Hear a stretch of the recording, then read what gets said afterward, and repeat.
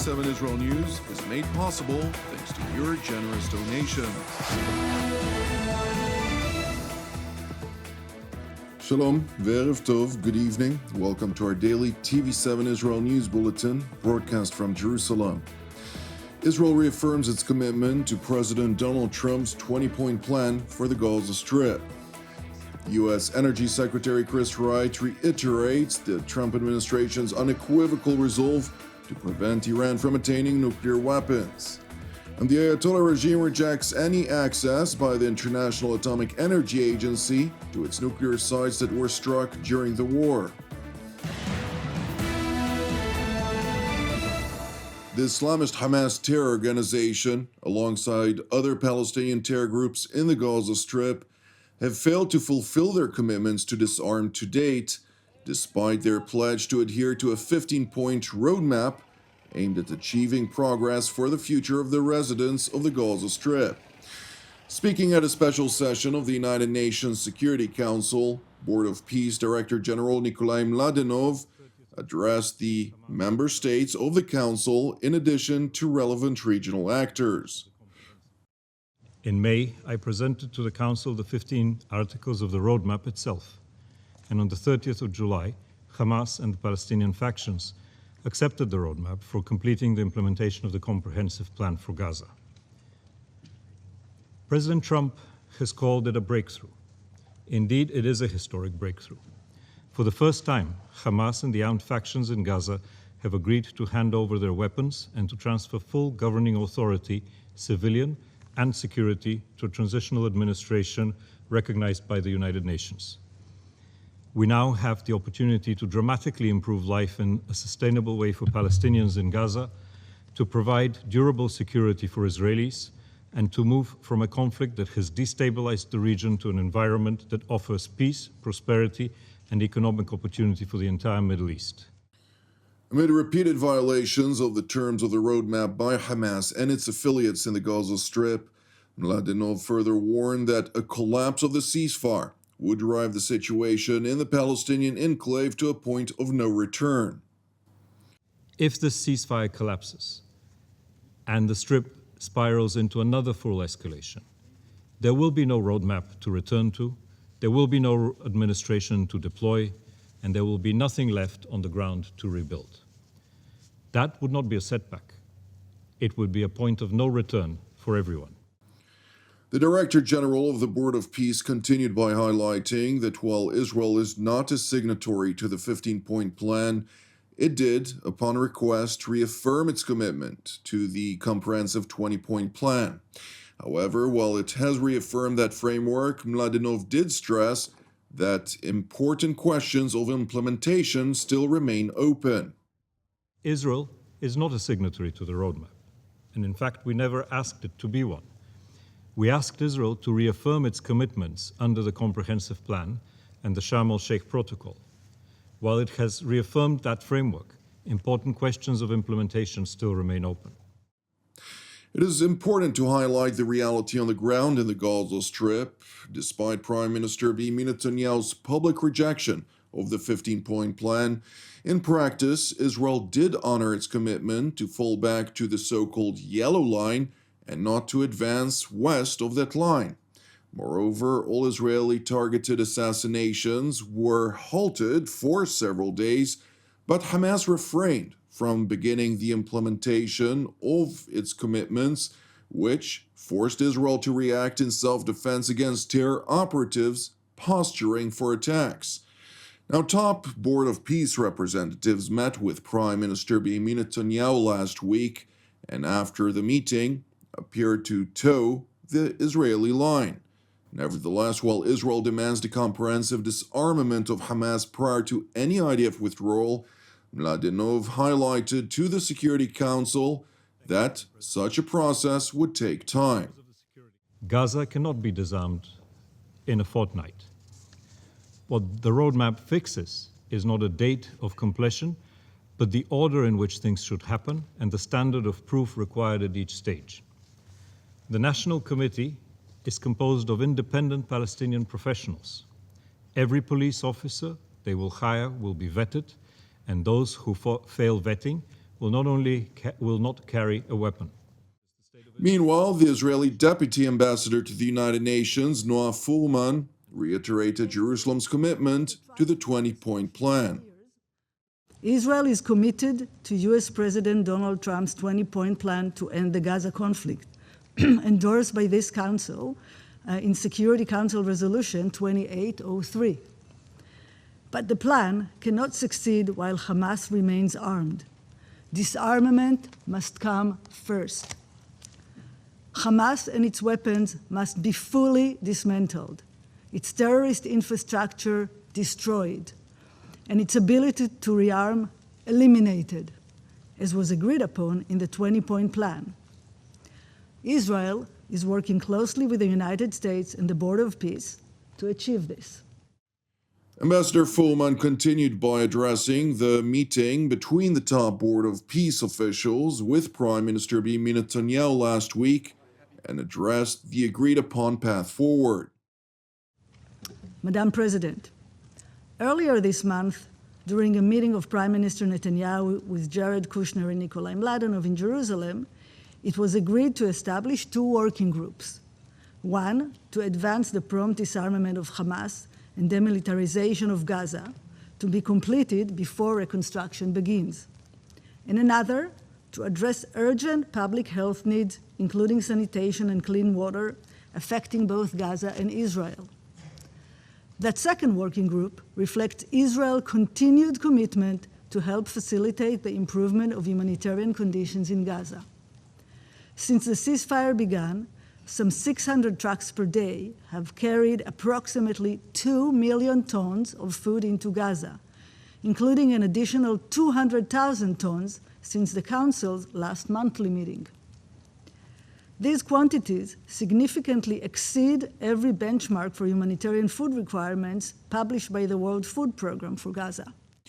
U.S. Ambassador to the United Nations Mike Waltz, for his part, pushed back at critics of the Trump administration's plan for Gaza, all the while highlighting progress on the ground with regard to the international security force.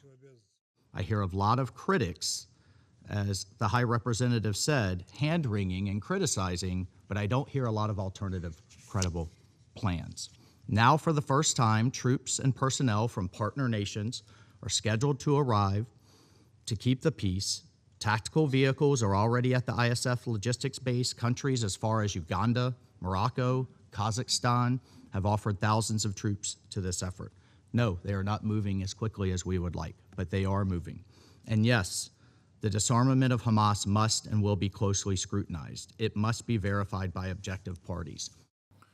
Turning to the Energy Department in Washington, D.C., where U.S. Secretary of Energy Chris Wright hosted the International Atomic Energy Agency Director General Rafael Grossi, and during a joint press conference addressed an agreement reached between the United States and Saudi Arabia about the construction of a civilian 123 nuclear agreement in the kingdom. So very strong non-proliferation protocols in this agreement, very strong, bilaterally negotiated in cooperation with the International Atomic Energy Agency. This additional protocol people hear about, I think the United States has 2 countries that we have a 123 agreement with the additional protocol. So that is one pathway to have rigorous non-proliferation standards, but there are multiple others. No country has more rigorous non-proliferation standards than the United States of America, and this agreement has very rigorous, very clear, very inspection, trust but verify provisions that leave myself, the government of the United States, and our partners in Saudi Arabia very confident that this is a civilian program, will remain a civilian program, and it will be verifiably a civilian program. The Director General of the IAEA has also echoed the draconic scrutiny that was articulated in the deal, as well as his agency's proactive role in the talks between Washington and Riyadh on the matter. Separately, Director General Grossi also responded to a question about Iran's nuclear program. I think on Iran, you mentioned the word pause, and I think it's an accurate way to describe at least the nuclear chapter of that process. We know this is multi-pronged process with areas that exceed the nuclear part. But I think it's fair to say that this is a very important, if we go back to the origins of this conflict, it is fair to say that we need to find an adequate solution and a long-standing and I would say predictable status quo when it comes to the nuclear issue in Iran. We have to remember that there's still 440 kilograms, a few 100 pounds of highly enriched uranium at 60%. There are many capabilities that are still there. So we have been working very hard with the Secretary and also with Steve Witkoff, with Jared Kushner, with our Iranian counterparts. So I think we have succeeded in identifying what are the issues and areas where we will have to work together to provide when the time comes, and we all hope this is going to be soon, where we can have this chapter as settled in terms of having predictable activity and not having yet another crisis as the ones that we have been seeing repeated themselves over decades in Iran. Secretary Wright, for his part, emphasized America's resolve to guarantee that the terror regime in Iran will never possess a nuclear weapon. Our strong desire is to end the Iranian nuclear program through negotiations and through inspections administered by the International Atomic Energy Agency.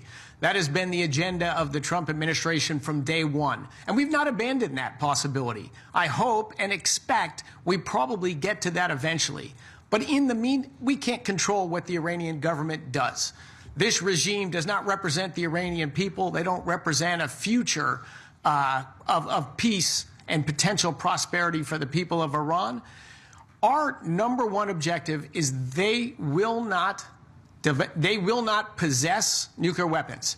If we can do it through negotiation and inspections, that is absolutely the desired way. If it needs to be done through military means to destroy their nuclear facilities and the industrial might of Iran, unfortunately, we will do that too. We cannot have Iran threatening the energy supplies for the world forever. We cannot have an impregnable porcupine there that's been the biggest source of murder, terrorism, and instability, not just in the Middle East, but in the world. So one way or the other, we will get there. The American Energy Secretary further stressed that while the Ayatollah regime continues to demand rights to enrich uranium, Iran would only be allowed to import that material from abroad. You mentioned enrichment. In the negotiations with Iran, we have repeatedly said, we'll do it, because their claim, of course, is, well, we're enriching because we want to have a nuclear industry. Well, we've said to them, no problem at all. We would work with you to develop a nuclear power industry in Iran. We can supply enriched uranium fuel for those reactors. If your desire is commercial power for nuclear energy, there's no better partner in the world to have than the United States, just as we're doing with Saudi Arabia. But that's a completely different thing. And of course, the Iranian program has never been about commercial enrichment. They wouldn't bury that hundreds of feet underground and lie about it and deceive us about it. They have a weapons program. Our goal, we will prevent that weapons program from ever achieving success.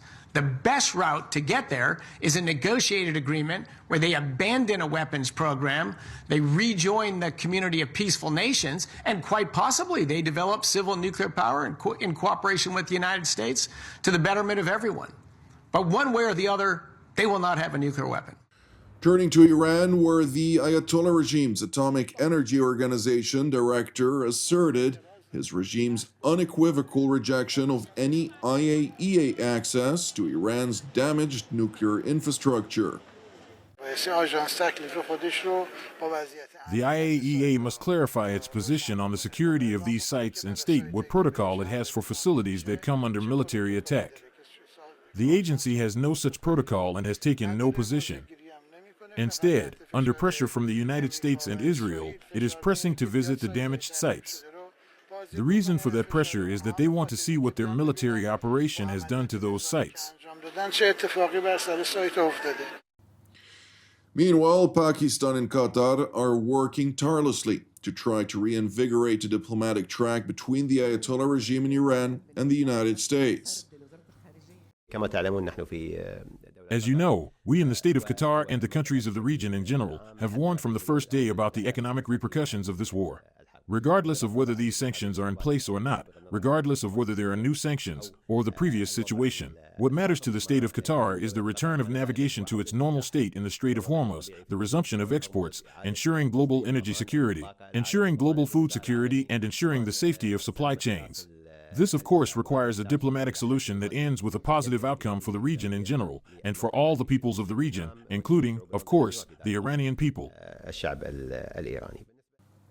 It is important to explain that Qatar has been labeled as the war's biggest economic casualty, with losses in gas revenue alone amounting to roughly 96% within the time span of less than 6 months, which translates into some $24 billion. The figure does not include many other commodities unable to transport beyond its borders, with more than 17% of its critical infrastructure demanding repair, work that could span up to 5 years. According to the Financial Times, Qatar has consequently slashed overseas soft power investments by nearly 85%, and its government reduced its budget by up to 30%. Thank you for watching TV7 Israel News, which is made possible by the generosity of our viewers. If you are blessed by our productions and would like to help support TV7 Israel, which operates as a non-profit, you can donate via our website at www.tv7israelnews.com. Please keep praying for the peace of Jerusalem and salvation of Israel. I'm Jonathan Essen, wishing you an Erev Mevorach, and God willing, until our next update, Shalom from Jerusalem.